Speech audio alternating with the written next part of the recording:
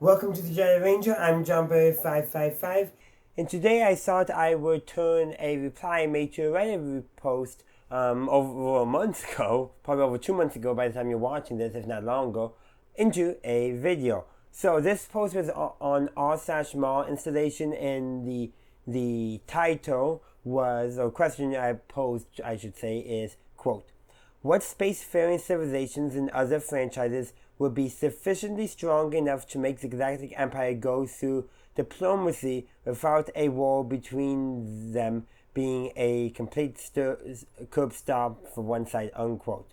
So I'm not going to go into the details of the post because that's not really needed in the context of this video. But so what I took this to mean is basically, could there be a civilization that the Empire would decide, you know what, if we went to war with this would be a disaster, so let's try diplomacy instead. So, this is my reply, and these are literally the words I wrote on there, so I'm quoting myself. Considering that a ragtag band of rebels defeated the Empire, we have to seriously consider the Empire's military doctrine, readiness, leadership, and actual capabilities.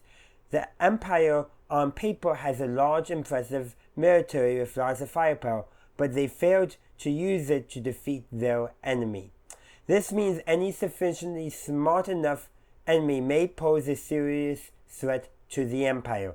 Additionally, the Empire totally lacks any reasonable cyber security.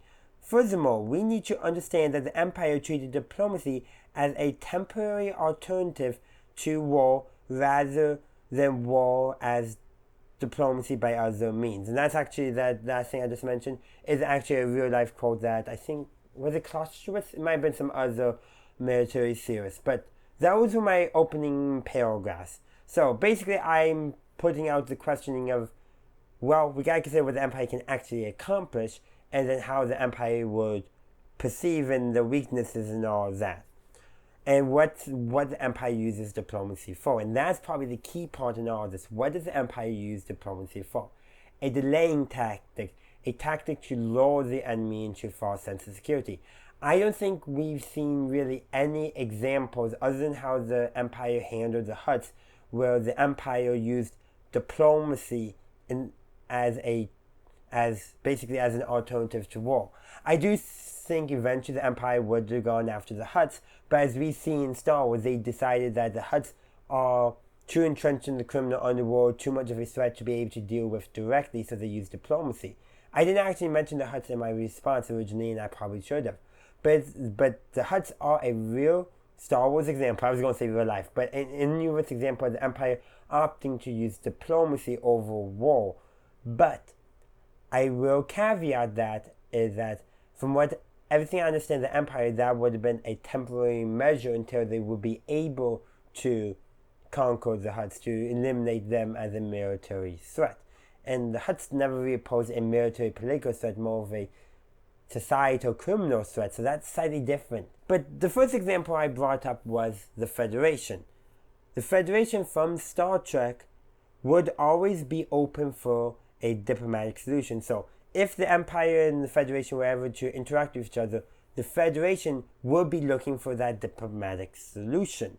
But how would the Empire see the Federation because of that? I think the Empire would see the Federation as weak because of them seeking out that diplomatic solution, and therefore the Empire would seek war against the Federation.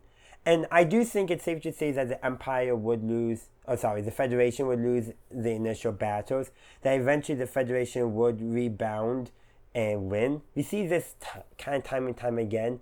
Now, that's the nature of the storytelling in Star Trek, but take the Dominion War. Yes, the Federation did not defeat the Dominion in entirety, but they fought a war, defeated Dominion's foothold in the Alpha Quadrant, and successfully negotiated a peace settlement that basically would resume to almost a pre-conflict status quo, and now the Federation to explore the Gamma Quadrant. Maybe not totally, but a little bit. So I think it's safe to say that the Federation, even though they never brought the war to the Dominion's home turf, they come out of the war ahead of where they were before the war, and therefore they achieved some diplomatic means through the war. Again, we're getting into some more complicated stuff here and there.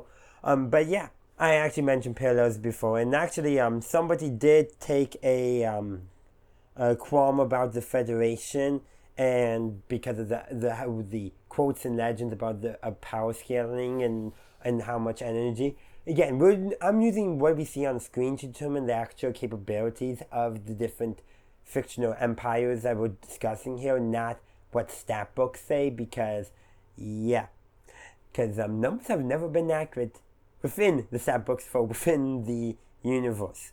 So basically, I was like, just ignore that, and basically people kept on arguing about that stuff. But going back to my original thing, then I brought up the Borg. But the Borg would not be interested in negotiating, but I think if the Empire could actually understand the threat that the Borg will propose, they would maybe seek to negotiate with the Borg. The problem is only Catherine Janeway seems capable of negotiating with the Borg. So there's that. So what basically I think this often will come down to is that the power that the Empire would seek not to fight would not seek that diplomatic solution. So like the Borg, I don't think it would be possible to negotiate with the Borg. With the Cylons, again, no. I think like the big threat to the Empire would be like, yep, we can't fight this. Well, Palpatine's ego with the imperial ego won't get in the way of them doing the sensible thing. Those are the powers that I will not negotiate with the Empire. And the powers that are clearly threats to the Empire, and maybe some Imperials will recognize the threat that they pose, the Empire is not going to seek a diplomatic solution because the Empire will be overconfident. Palpatine's ego will get in the way and they'll seek war when they really shouldn't be seeking war. Potentially, though, the Dominion from Star Trek. I think they're one of the powers that could potentially be powerful enough that the Empire would be like, no, it may not be worth going to war, and would seek diplomacy. And we know the Dominion is willing to use diplomacy to an end. And if they can achieve the means of first sending in the Jem'Hadar by just the vote of negotiating a treaty, they will do that as long as it's good enough for them. And they may use a smaller treaty that's not quite as good as a delaying action, but everything we see in Star Trek DS9 shows that the Dominion would be willing to seek and negotiate settlement as long as it's in their favor. So I think the Dominion would be a powerful enough threat the Empire can actually understand and the ego not get in a way that a diplomatic solution could be reached. May not be a long-term or perfect solution, but I think it could be reached. And I think it's one of few powers that could, and that would actually respect a peace treaty, because that's a thing as well. Now, there's other powers I think out there that, without a doubt, that the Empire, if they were smart enough, they would not seek war with, like the Federation. I think that would be a prime example. The Klingons, the Romulans. Actually, I think the Romulans would definitely be willing to receive peace, but would the Empire be willing to negotiate with them is a totally different matter. But essentially, my whole point with everything I replied is, would the imperial ego allow them to negotiate? And would that power be willing to negotiate? Those are the two factors that you truly have to consider. And I think most of the powers that the Empire would want to negotiate with are way too powerful and would not want to negotiate with the Empire. Dominion is probably the best example I can think of off the top of my head. I don't think anything from Warhammer 40k would do it. Nothing from Battlestar or Galactica that I can think of. I'm literally racking my brain and I can't think of any power that's powerful enough that the Empire hopefully will recognize the threat and want to negotiate with, but that power would also be willing to negotiate with the Empire. And that's where I get stumped up. Powers that are willing to negotiate with the Empire and powerful enough that the Empire wouldn't want to go to war with them. Trying to meet those things is a bit of a headache. Well, that's my thoughts. But that is what I have to say in all this. I would love to hear your thoughts in the comment section down below. Thank you for watching my video. I do hope you enjoyed it. If you did, please be sure to give this video a like and share. Also, consider subscribing to my channel to stay up to date on all my latest content. In the meantime, thank you for watching, and as always, have a good day, a good night, wherever you are. May the Force be with you always.